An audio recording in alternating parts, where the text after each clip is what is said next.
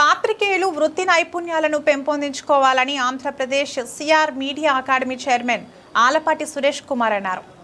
Andhra Pradesh CR media academy ఆధ్వర్యంలో మార్కాపురంలో 2 రోజుల పాటు నిర్వహించనున్న గ్రామీణ విలేకరుల పునశ్చరణ తరగతులను ఆయన ప్రారంభించారు. ఈ కార్యక్రమంలో ప్రకాశం జిల్లా ఎస్పీ ఏఆర్ దామోదర్, గిద్దలూరు శాసనసభ్యులు ముత్తమల అశోక్ రెడ్డి, జర్నలిస్టు సంఘాల నాయకులు, పశ్చిమ ప్రాంతం నుంచి వచ్చిన పాత్రికేయులు పాల్గొన్నారు. ఈ సందర్భంగా CR media academy chairman Alapati Suresh Kumar మాట్లాడుతూ, అకాడమీ చైర్మన్గా బాధ్యతలు స్వీకరించిన తర్వాత ఇది 2వ శిక్షణ తరగతుల కార్యక్రమం అన్నారు. రాష్ట్ర ప్రభుత్వం పాత్రికేయ వృత్తి స్థాయి పెంచాలన్న లక్ష్యంతో ముందుకు వెళుతుందన్నారు. అకాడమీ ఆధ్వర్యంలో రాష్ట్రంలోని అన్ని జిల్లాల్లో పాత్రికేయులకు శిక్షణ తరగతులు నిర్వహించడం జరుగుతుందన్నారు.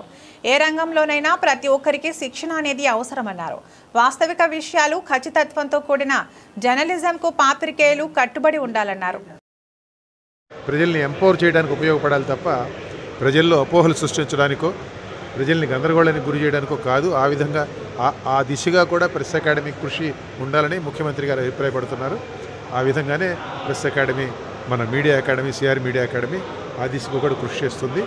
రాబోయే కాలంలో ఈ క్లాసులు ప్రతి జిల్లాలోనూ నిర్వహిస్తాం. దానికి అదనంగా క్లాసులతో పాటుగా ఇంకా వివిధ కార్యక్రమాలు, జర్నలిజం స్థాయి పెంచడం, జర్నలిస్టుల నైపుణ్యాన్ని పెంచడం లక్ష్యంగా ఏ కార్యక్రమాలు అయితే చేపట్టాలో ఆ కార్యక్రమాలన్నీ చేపడతాం. అదేవిధంగా ప్రకాశం జిల్లా ఎస్పీ దామోదర్ మాట్లాడుతూ, పోలీస్, ప్రెస్ మధ్య మంచి సంబంధాలు ఉండాలన్నారు. సమాజంలో వస్తున్న నూతన పోకడలను అవగాహన చేసుకుని పాత్రికేయులు వార్తలు అందించాలన్నారు. అందుబాటులోకి వచ్చిన కృత్రిమ మేధను సమర్థంగా వినియోగించుకోవాలన్నారు.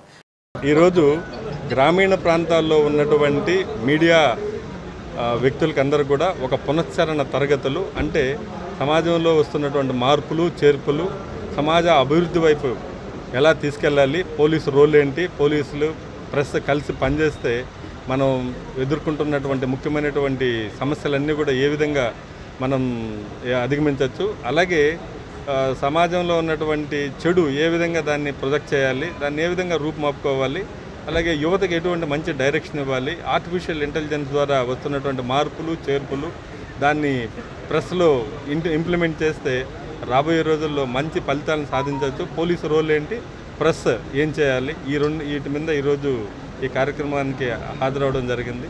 నేను అందరినీ కోరుకునేది ఒకటే, ప్రెస్ మీడియా మిత్రులందరినీ కూడా వస్తున్నటువంటి మార్పులు, చేర్పులకు అనుగుణంగా టెక్నాలజీని అవగాహన చేసుకోవడం, ప్రజల పక్షాల నిలవడం, ఖచ్చితత్వం, వేగం, అలాగే ఒక డైరెక్షన్ ఉండే విధంగా సమాజాన్ని తీసుకువెళ్లే విధంగా న్యూస్ ఉండాలనేసి నేను కోరుకుంటున్నాను. అనంతరం గిద్దలూరు ఎమ్మెల్యే అశోక్ రెడ్డి మాట్లాడుతూ, 7 అంశాలపై నిర్వహిస్తున్న ఈ శిక్షణ తరగతులు గ్రామీణ విలేకరులకు, వారికి ఎంతో ఉపయుక్తంగా ఉంటాయన్నారు.